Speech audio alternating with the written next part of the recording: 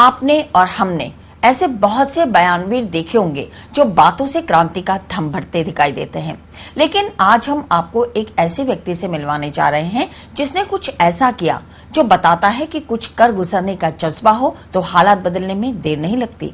यह व्यक्ति है अजमेर के आचार्य मोक्षराज। आमतौर पर जब भी हम किसी सरकारी स्कूल के बाहर से गुजरते हैं तो स्कूल की दुर्दशा पर चर्चा जरूर करते हैं, लेकिन क्या आपने कभी सोचा कि आपकी थोड़ी सी कोशिश उन मासूम चेहरों पर हंसी ला सकती है जो बदहाली के इस आलम में पढ़ने को मजबूर है। कुछ इसी सोच के साथ अजमेर के आचार्य मोक्षराज ने वैशाली नगर के सरकारी स्कूल के कायाकल्प का पीड़ा उठाया। एक छोटी सी पहल अब कारवां बनकर मिसाल के रूप में सामने आ रही है। वैशाली नगर स्थित राजकीय सीनियर सेकेंडरी स्कूल किसी आम सरकारी स्कूल की तरह ही बदहाली का शिकार था।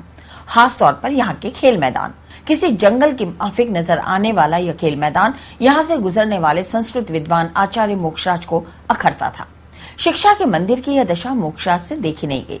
बस यहीं से शुरुआत हुई मोक्षराज के संकल्प की। मोक्षराज जुटे तो लोग अपने आप उनके साथ आते गए। देखते ही देखते जंगल में मंगल हो गया। लगभग 7.5 लाख रुपए की लागत से खेल मैदान में 4 दीवारी के साथ ही मैदान के समतलीकरण का काम शुरू कर दिया गया। मोक्षराज के अनुसार बात केवल खेल मैदान की ही नहीं है, बात शिक्षा की है। यही वजह है कि संस्कृत विद्वान और वेदों के ज्ञाता मोक्षराज ने यहाँ के बच्चों को संस्कृत में पारंगत करने का भी बीड़ा उठाया। मोक्षराज बिना किसी मानदेय के स्कूल के बच्चों को पढ़ाने आते हैं।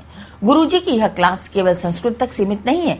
मोक्षराज यहाँ व्यक्तित्व निर्माण की कक्षाएं शुरू कर चुके हैं। खेल मैदान को लेकर भी उनकी योजनाएं बड़ी हैं। वे 4 चरणों में इस स्कूल को सुधार की दिशा में आगे ले जाने की कोशिशों में हैं। उनकी अगली कोशिश इस मैदान में क्रिकेट, फुटबॉल, हैंडबॉल और बास्केटबॉल के लिए प्लेटफॉर्म तैयार करने की है, जिस पर काम चल रहा है।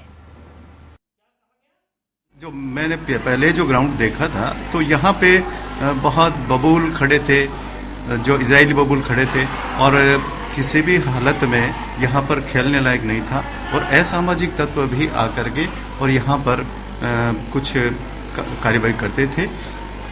लेकिन जब से डॉक्टर मोक्षराज जी ने इस विद्यालय को गोद लिया है, इस खेल मैदान को गोद लिया है, तो इन्होंने सबसे पहले जो ये सफाई का जो अभियान चलाया, और इसके तहत आज ये स्थिति हो गई है कि ये जो ग्राउंड है वो कुछ खेलने लायक बना है।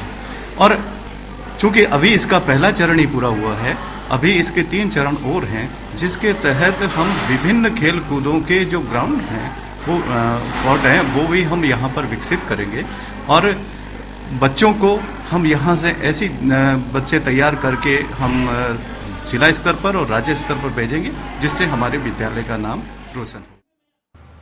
मोक्षराज का मानना है कि बच्चे किसी स्कूल के छात्र भर नहीं हैं।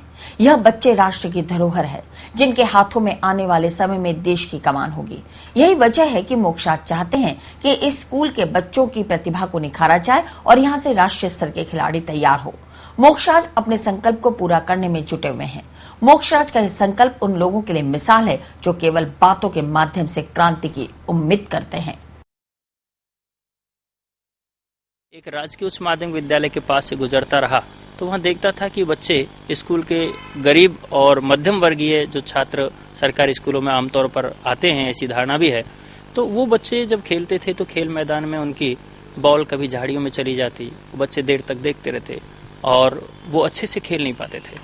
पूरा का पूरा विलायती बबूलों से सटा हुआ और अटा पड़ा था वो पूरा का पूरा फील्ड। तो मुझे लगा कि इन बच्चों के लिए अनुकूलता हमें देनी चाहिए। तो उस राजकीय उच्च माध्यमिक विद्यालय वैशाली नगर को मैंने अगस्त माह में गोद लिया। उसके बाद 4 चरणों में उसके काम प्रारंभ कराए। पहला हमारा उद्देश्य ये रहा कि हम इस मैदान को सुरक्षित करें, और मैदान को सुरक्षित इसलिए भी करना जरूरी था कि न केवल वहाँ पर बबूल खड़े थे और साथ साथ असामाजिक तत्व लोग वहाँ पर शराब पीते थे, कांच की बोतलें तोड़ते, जिससे बच्चे ठीक से खेल नहीं पाते थे। तो सबसे पहला काम हमने यही किया प्रथम चरण में कि उसकी 4 दीवारी कराई, जिससे असामाजिक तत्वों का वहाँ आना जाना कम हो गया, या ये मानिए पूरी तरह समाप्त हो गया। और अभी उसका खेल मैदान का काम समतलीकरण का चल रहा है। शाम को गणपति नगर, अलकनंदा कॉलोनी और राजकीय उच्च माध्यमिक विद्यालय के छात्र, ये सभी लोग आसपास के बच्चे शाम के समय भी और स्कूल टाइम में जम के वहाँ पर खेलते हैं। आज हमें बहुत अच्छा लगता है। पहला चरण हमारा पूरा हुआ।